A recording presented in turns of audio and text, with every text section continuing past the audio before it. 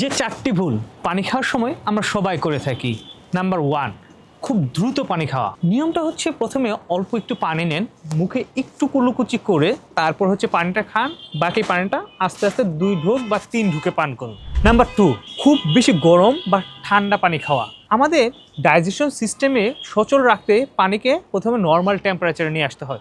যখন আমরা অতিরিক্ত মাত্রায় গরম পানি কিংবা ঠান্ডা পানি খাই, এতে লিভারের উপর প্রচণ্ড প্রেশার পড়ে, তাই আমরা নর্মাল পানি খাওয়ার চেষ্টা করব। 3 নাম্বার, খাবারের সময় অতিরিক্ত পানি খাওয়া।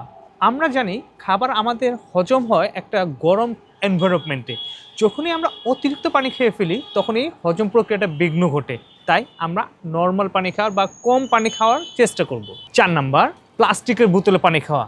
এই প্লাস্টিকের বোতলটা যখন গরম হয়ে যায় তখন মাইক্রোপ্লাস্টিক এই পানির ভিতরে প্রবেশ করে, যা আমাদের শরীরের জন্য খুবই ক্ষতিকর। তাই পানি খাওয়ার ক্ষেত্রে শুধু পরিষ্কার পানি খেলেই হবে না, এই বিষয়গুলো লক্ষ্য রাখা খুবই জরুরি। ভিডিওটি ভালো লাগলে শেয়ার করতে ভুলবেন না।